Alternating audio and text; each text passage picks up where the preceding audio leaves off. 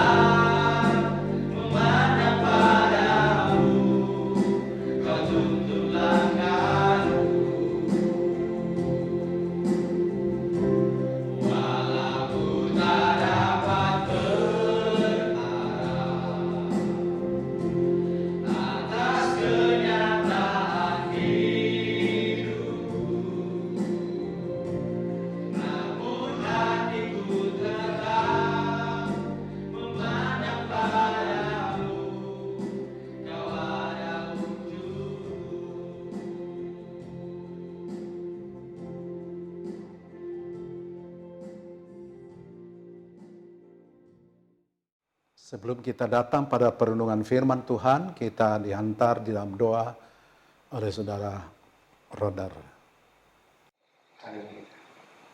Bapa yang baik, kami panggil dalam nama Tuhan Yesus Kristus. Pada hari ini kembali kami datang kepada Engkau dalam kebenaran firman-Mu. Sebelum kami lebih dalam lagi untuk mendengarkan kebenaran firman-Mu, kami percaya bahwa Tuhan mengurapi kami, Tuhan yang memberikan pengertian kepada kami, supaya setiap hati kami, setiap hidup kami mengerti akan kebenaran firman-Mu yang akan dibentangkan pada hari ini. Dan kami percaya firman-Mu yang akan dibentangkan pada hari ini, itu akan memberikan kekuatan, yang akan memulihkan setiap kehidupan kami, dan setiap pergumulan, dan setiap masalah yang kami hadapi. Tuhan. Terima kasih Tuhan, terima kasih Yesus. Kami siap untuk mendengarkan kebenaran firman-Mu di dalam nama Tuhan Yesus Kristus. Haleluya. Amin. Amin. Puji Tuhan, sebagai orang percaya, Tuhan luaskan kita menghadapi situasi yang tidak menguntungkan, tidak menyenangkan bagi kita. Tetapi ada jaminan Tuhan bahwa Dia tidak akan pernah meninggalkan kita. Dan itu sebabnya Tuhan menginginkan agar kita tetap bertahan walaupun masa sukar, walaupun masa sulit yang sedang kita hadapi. Yesaya 30 ayat 18. Sebab itu Tuhan menanti-nantikan saatnya hendak menunjukkan kasih-Nya kepada kamu. Sebab itu Ia bangkit hendak menyayangi kamu. Sebab Tuhan adalah Allah yang adil. Berbahagialah semua orang yang menanti-nantikan Dia. Di zaman Yesaya, bangsa Yehuda dibawa tertawan di Babilonia selama 70 tahun. Dalam situasi seperti itu, mereka menjadi frustrasi. Mereka tidak memiliki semangat. Mereka berpikir bahwa mereka akan berada di sana untuk selama-lamanya. Tapi kita tahu rancangan Tuhan bagi mereka, seperti Yeremia berkata, aku tahu rancanganku terhadap kamu, rancangan yang terbaik yang ada di hatiku untuk kamu. Artinya bahwa hanya untuk sementara mereka ada di Babil. Tapi kemudian tahun ke-70 oleh rekomendasi Raja Kores, Raja Medi Parsi, mereka dihentar kembali ke Yerusalem, ke tanah perjanjian dalam 3 gelombang. Ini menunjukkan kepada kita bahwa Allah punya rencana dalam setiap situasi. Dan itu sebabnya dalam ayat firman Allah ini Tuhan berkata bahwa aku akan menyatakan kasih, menyayangi kamu. Tuhan tidak pernah membenci umatnya. Kalau Tuhan luaskan hal itu terjadi, penderitaan dialami, maka Tuhan sedang menguji mereka dan pada satu saat Tuhan akan menyatakan kasih sayangnya kepada mereka. Nah, Tuhan tidak pernah janji langit selalu biru, tetapi Dia berjanji selalu menyertai kita. Tuhan tak pernah janji jalan selalu rata, tetapi Dia berjanji memberikan kekuatan. Itu sepenggal lagu dari Edward Chen yang mungkin menjadi dorongan bagi kita, mengingatkan kita semua bahwa tidak ada jalan hidup yang selalu mulus, termasuk bagi kita sebagai anak-anak Tuhan. Persoalan yang paling sering ditemui hari-hari ini adalah masalah finansial.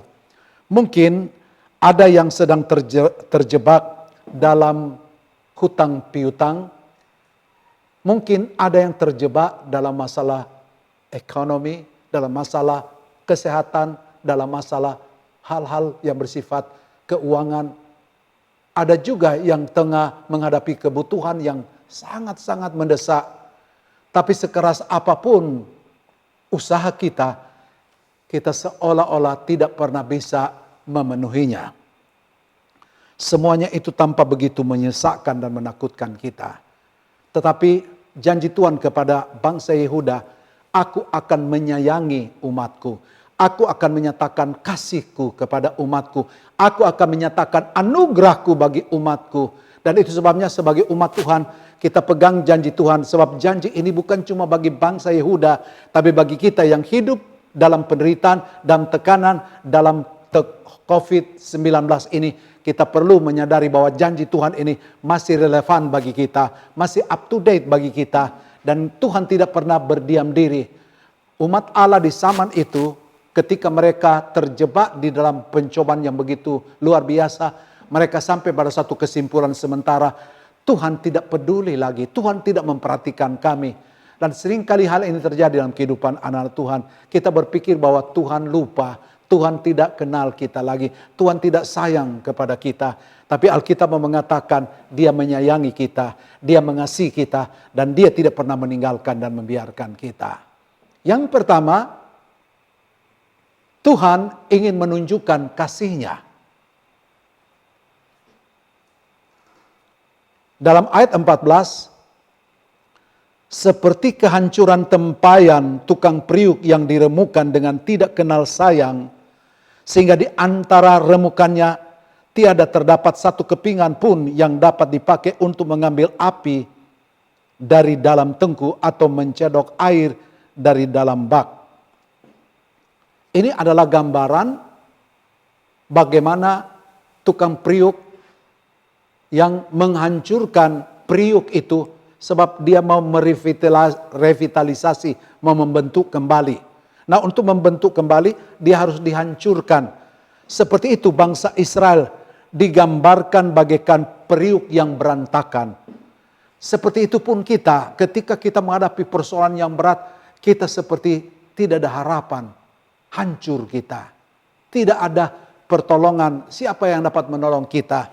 Tetapi Allah akan memperbaiki dalam kasih sayangnya agar mereka pulih kembali. Kalau mereka mau bertobat dari kesalahan dan dari dosa mereka, maka Tuhan akan memulihkan dan membaharui mereka. Berulang-ulang kali bangsa ini memberontak dan melawan Tuhan. Tapi Tuhan Maha Pengasih dan Pemurah dan sanggup untuk merubah kehidupan mereka. Dikatakan dalam ayat 14 tadi, seperti kehancuran tempayan tukang priuk yang diremukan dengan tidak kenal sayang, sehingga di antara remukannya tidak terdapat suatu kepingan yang dapat dipakai untuk mengambil api dari dalam tengku atau mencedok air dari dalam bak. Seperti itu kita, perasaan kita hancur, emosi jiwa kita retak, masa depan kita tidak punya harapan, dan seringkali kita berpikir segala sesuatu hancur. Tapi ingat, kasih sayang Tuhan jauh melebihi segala sesuatu kerusakan yang kita hadapi. Kasih sayang Tuhan sanggup memulihkan kita. Kasih sayang Tuhan sanggup merubah hidup kita dan sanggup memperbaharui kehidupan kita. Kita tidak perlu patah semangat karena ada kasih sayang Tuhan yang terus terjadi, berlaku kekal selama-lamanya.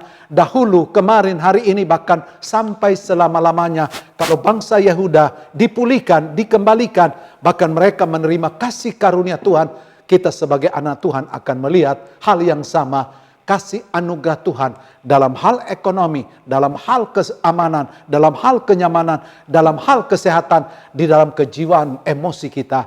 Tuhan ada bersama kita.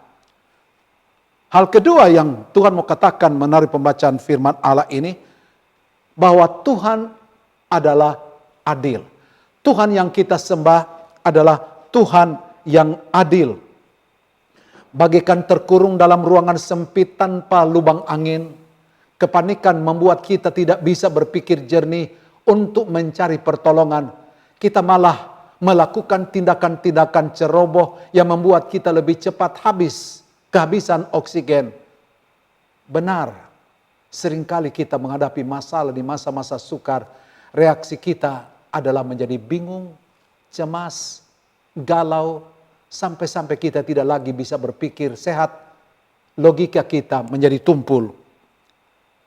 Malah kita sibuk dengan keluhan, sungutan, pemberontakan terhadap Tuhan, komplain kiri kanan, serta menyalahkan orang lain. Padahal hanya satu yang seharusnya kita lakukan, mendekat kepada Tuhan. Dikatakan, tenangkan dirimu dan carilah hadirat-Nya. Renungan firman Tuhan berisikan janji-janji, dan firman Tuhan sanggup melepaskan hati kita dan semua beban permasalahan hidup kita hanya dengan mendekatkan diri kepada Tuhan, hanya dengan beriman kepada Tuhan. Dan di dalam iman kita kepada Tuhan, hidup kita, rohani kita, spiritual kita semakin ditumbuh kembangkan, sehingga kita mampu menghadapi berbagai kesulitan yang besar. Hal ketiga yang saya ingin katakan, bahwa Tuhan mau berkata kepada kita melalui ayat firman Allah ini, bahwa Tuhan adalah Tuhan yang sanggup memenuhi janjinya. Kalau Dia berjanji memulihkan, Dia sanggup untuk memulihkan kita. Alkitab berkata bahwa Tuhan berjanji, pasti Dia genapi. Tuhan bukan manusia yang bohong. Tuhan bukan manusia yang sering ingkar janji. Tapi kalau Tuhan berjanji, Dia pasti genapi janjinya. semua janji-janji, semua nubuatan, semua perkataan Tuhan di waktu-waktu lalu telah digenapkan. Dan janji Tuhan bagi kita bahwa Dia akan sanggup memulihkan kita di hari-hari ini. Itu sebabnya biarkan Roh Kudus menuntun kita, menemukan cara supaya kita bertahan dan untuk mengelola keuangan, mengelola kehidupan kita, kepercayaan kita, iman kita, keluarga kita. Percayalah, Tuhan tidak akan pernah meninggalkan kita dan kuasanya lebih dari cukup untuk membalikan keadaan kita. Dia lebih besar dari sekedar sanggup untuk melepaskan kita dari jerat permasalahan apapun yang kita hadapi. Jika kita berjuang, jika kita maju di dalam Tuhan, kita tahu bahwa pertolongan kita hanya datang dari Tuhan. Alkitab mengajarkan kita agar biarlah kita senantiasa berharap kepada Tuhan. Dan itu sebabnya dari firman Allah ini, Allah mau mengingatkan kita bahwa ingat Tuhan kita adalah Tuhan yang menyatakan kasih-Nya. Di tengah masa sukar ini, Tuhan tidak pernah meninggalkan kita. Dan hal berikut, di tengah kesulitan ini ada keadilan Tuhan. Walaupun sepertinya kita hadapi ini, kita lihat apa yang sedang kita alami seperti menunjukkan ketidakadilan Tuhan atas diri kita. Tapi di balik semua itu Tuhan akan menyatakan keadilan. Yang lemah akan dipulihkan menjadi kuat. Yang susah akan dipulihkan menjadi dihiburkan. Bahkan yang takut dipulihkan kejiwaannya menjadi orang-orang yang bersuka cita dalam Tuhan. Bahkan mereka yang mengalami kekurangan akan dicukupkan oleh Tuhan. Sebab itu tenangkan jiwa kita, harap kepada Tuhan. Dan ingat, Tuhan yang berjanji adalah bukan manusia yang tidak dapat dipegang. Tapi janji Tuhan, ya dan amin. Alkitab berkata, Allah kita, ya dan amin. Dia setia dan tidak pernah ada janjinya yang batal. Apa yang Tuhan katakan, apa yang Tuhan janjikan, apa yang Tuhan peruntukkan bagi kita, Dia akan pasti laksanakan. Dan sebagai anak Tuhan, janji itu berlaku bagi saudara dan saya. Dia ada bersama dengan kita sekarang ini. Dan berdoa, dekatkan diri, renungkan firman Allah, harap kepada Tuhan. Kita yakin bahwa pertolongan Tuhan datang tepat pada waktunya bagi kita. Dan Dia tidak akan meninggalkan kita. Puji Tuhan, kita datang di hadapan hadirat Tuhan. Tuhan, kami bersyukur bahwa kembali Tuhan kuatkan kami, Tuhan teguhkan kami, Tuhan memberi kemampuan kembali bagi kami untuk menapak hidup kami ke depan, melangkah pasti bersama Tuhan. Dan kami tahu bahwa di dalam Engkau ada jaminan, ada pengharapan, ada kekuatan, ada kemenangan, ada kesembuhan, bahkan ada pemulihan. Tuhan berkati anak-anak-Mu, menilik setiap anak-anak-Mu yang berharap kepadamu, setiap orang-orang percaya di masa epidemik virus corona sekarang. Kami tidak tahu harus berbuat apa-apa, tapi kami bersyukur mempunyai andalan, mempunyai sumber kekuatan, mempunyai sumber pengharapan, mempunyai sumber kemenangan. Tuhan, Raja di atas segala raja yang sanggup menjamah kami, sanggup untuk menolong kami, sanggup untuk memberi pengharapan. Dan Tuhan ada bersama kami. Yang sakit pasti disembuhkan, yang lemah dikuatkan, yang susah dihiburkan, yang memerlukan pertolongan dalam bentuk apa saja, tertolong dalam nama Yesus. Dan kami berdoa, Tuhan memulihkan segala aspek yang hilang dalam hidup kami. Masalah ekonomi kami, masalah pekerjaan kami, masalah penghasilan, masalah usaha, masalah kesehatan rumah tangga, dalam berbagai aspek. Kiranya Tuhan akan menyatakan kuasa-Mu, sehingga nyatalah ada perbedaan antara orang yang harap Dikau dengan yang tidak, antara orang benar dan orang fasik. Berkati kami semua untuk tetap teguh di dalam Tuhan.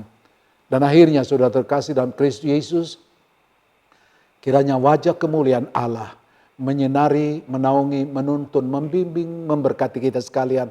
Dan adalah berkat rahmat anugerah dari Bapa, cinta kasih sayang dari Kristus Yesus, penyertaan persekutuan kekuatan Allah Roh Kudus ada atas masing-masing kita mulai saat ini, besok, bahkan sampai selama-lamanya. Di dalam nama Tuhan Yesus Kristus kami berdoa. Haleluya. Amin. Puji Tuhan. Tuhan memberkati.